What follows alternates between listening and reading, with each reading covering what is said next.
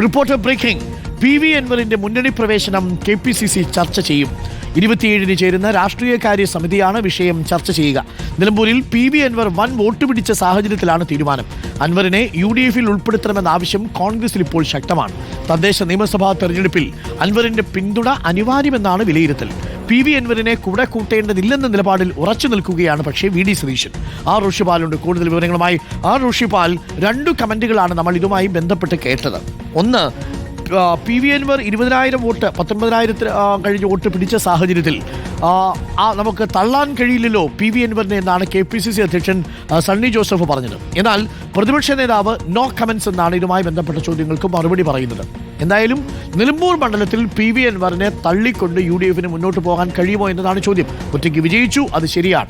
പക്ഷേ PV അൻവറിനെ കൂടെ കൂട്ടുന്നതാണ് നല്ലതെന്ന അഭിപ്രായമുള്ള നിരവധി ആളുകൾ KPCC-യിൽ ഉണ്ട് എന്നാണ് നമ്മൾ മനസ്സിലാക്കുന്നത്. K. സുധാകരൻ അടക്കം ആ സ്റ്റേറ്റ്മെന്റ് പറഞ്ഞു കഴിഞ്ഞിരിക്കുന്നു.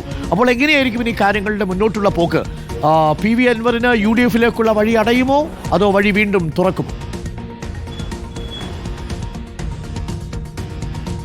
അരുൺകുമാർ, നിലമ്പൂർ ഉപതെരഞ്ഞെടുപ്പ് ഫലം പുറത്തു വന്നതിന് ശേഷം കൂടുതൽ നേതാക്കൾ PV അൻവറിനെ ചേർത്ത് നിർത്തണമെന്ന അഭിപ്രായം പാർട്ടിക്കകത്ത് ഉയർത്തി കഴിഞ്ഞു. പ്രത്യേകിച്ച് മുസ്ലിം ലീഗിന് ഇക്കാര്യത്തിൽ ശക്തമായ നിലപാട് വീണ്ടും സ്വീകരിക്കുന്നതെന്നാണ് അറിയാൻ കഴിയുന്നത്. കാരണം ഇനി തദ്ദേശ തെരഞ്ഞെടുപ്പാണ് ആദ്യം രാഷ്ട്രീയ പാർട്ടികൾ അഭിമുഖീകരിക്കേണ്ടത്. അങ്ങനെ തദ്ദേശ തെരഞ്ഞെടുപ്പ് ഘട്ടത്തിൽ നിലമ്പൂരിലും മലപ്പുറത്തൊക്കെ PV അൻവറിന് വ്യക്തിപരമായ വലിയ സ്വാധീനമുണ്ട്.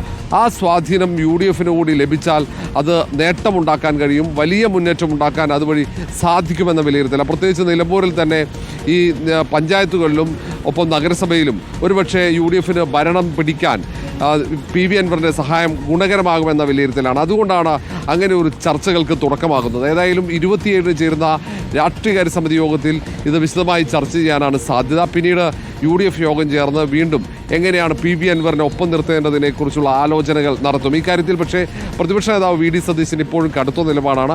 അൻവറിനെ സംബന്ധിച്ചിടത്തോളം അൻവറിനെ ഒപ്പം ചേർക്കേണ്ടതില്ല, അൻവർ കൃത്യമായ നിലപാട് സ്വീകരിക്കാത്ത ആളാണ്, അൻവറിന് പിന്നീട് ബാധ്യതയാകും എന്ന നിലപാട് തന്നെയാണ് പ്രതിപക്ഷ നേതാവ് VD സതീശൻ സ്വീകരിക്കുന്നത്. പക്ഷേ കോൺഗ്രസിൻ്റെ നേതാക്കൾ ഒക്കെ നമ്മൾ യാഥാർത്ഥ്യ ബോധത്തോടെ PV അൻവറിൻ്റെ വിഷയത്തിൽ തീരുമാനമെടുക്കണമെന്ന അഭിപ്രായം ഉയർത്തുന്ന ഒരു സാഹചര്യം കൂടിയുണ്ട്. കാരണം തെരഞ്ഞെടുപ്പിൽ എല്ലാ പാർട്ടികളെയും ഒരേ നിലപാട് സ്വീകരിക്കുന്ന എല്ലാവരെയും ചേർത്ത് നിർത്തണമെന്ന അഭിപ്രായം മുസ്ലിം ലീഗ് വീണ്ടും പരസ്യമായി തന്നെ ഉന്നയിക്കുന്നുണ്ട്. കാരണം ഇനി വിട്ടുപോയ നേരത്തെ ഒപ്പമുണ്ടായിരുന്ന ഘടകകക്ഷികൾ ഒപ്പം ചേർക്കണമെന്ന അഭിപ്രായം പോലും UDF-നകത്ത് ശക്തമാകുന്ന ഘട്ടമാണ്. അതുകൊണ്ട് തന്നെ പിണറായി സർക്കാരിനെതിരെ നിലപാടെടുക്കുന്ന എല്ലാ മുന്നണികളെയും എല്ലാ ഗ്രൂപ്പുകളെയും ഒരുമിച്ച് ചേർത്ത് നിർത്തണം എന്ന അഭിപ്രായം ശക്തമാകുന്ന സാഹചര്യത്തിൽ കൂടിയാണ് കോൺഗ്രസിനകത്ത് PV അൻവറിനെ ഒപ്പം ചേർക്കുന്നതിനെ കുറിച്ചുള്ള ചർച്ചകൾ വീണ്ടും സജീവമാകുന്നത്. Okay, thank you. റോഷിയാണ് വിവരങ്ങൾ നൽകിയത്. PV അൻവർ UDF-ലേക്ക് എത്താനുള്ള സാധ്യത അത് തള്ളിക്കളയാൻ കഴിയില്ല. പക്ഷേ ഇപ്പോഴും VD സതീശനെ സംബന്ധിച്ച് VD സതീശൻ പറയുന്നതിന് ന്യായമുണ്ട്. PV അൻവർ ഇല്ലാതെ വിജയിച്ച് കയറിയതല്ലേ. ആര്യാടൻ ഷൗക്കത്ത് 11,077 വോട്ട് നേടിയത് UDF-ലെ പ്രവർത്തകരുടെ വീർപ്പിറ്റിച്ചല്ലേ, അവർ നടത്തിയ സ്ട്രാറ്റജിയല്ലേ. PV അൻവർ ഉപേക്ഷിച്ചു പോയിട്ടും UDF-ന് വിജയിക്കാമെങ്കിൽ പിന്നെ PV അൻവറിനെ എന്തിന് മുന്നണിയിലെടുക്കണം എന്നൊരു ചോദ്യമായിരിക്കുമല്ലോ സ്വാഭാവികമായിട്ടും ചോദിക്കുക. മറുഭാഗത്ത് 20,000 വോട്ട് ചെറിയ വോട്ടല്ല എന്നുള്ളതാണ് ഒരു വിഭാഗം നേതാക്കളുടെ കണക്കുകൂട്ടൽ. അത് KPCC തീരുമാനിക്കട്ടെ. രാഷ്ട്രീയകാര്യ സമിതിയിൽ തീരുമാനം വരും. PV അൻവർ ഉള്ളിലോ പുറത്തോ എന്നുള്ളതിൽ. PV അൻവർ ബേപ്പൂരൊക്കെ പോയി മത്സരിക്കുമെന്നാണ് പറഞ്ഞിരിക്കുന്നത്. ആർക്കെതിരെ?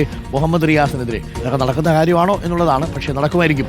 ഓക്കെ, PV അൻവർ പറഞ്ഞത് തന്നെയാണ് എന്ന് PV അൻവർ നിലമ്പൂരിൽ തെളിയിച്ചു. വിജയിച്ചില്ലെങ്കിലും വിജയിച്ചതിന് സമാനമായി 20,000 വോട്ട് പിടിച്ചു. ചെറിയ കാര്യമല്ല.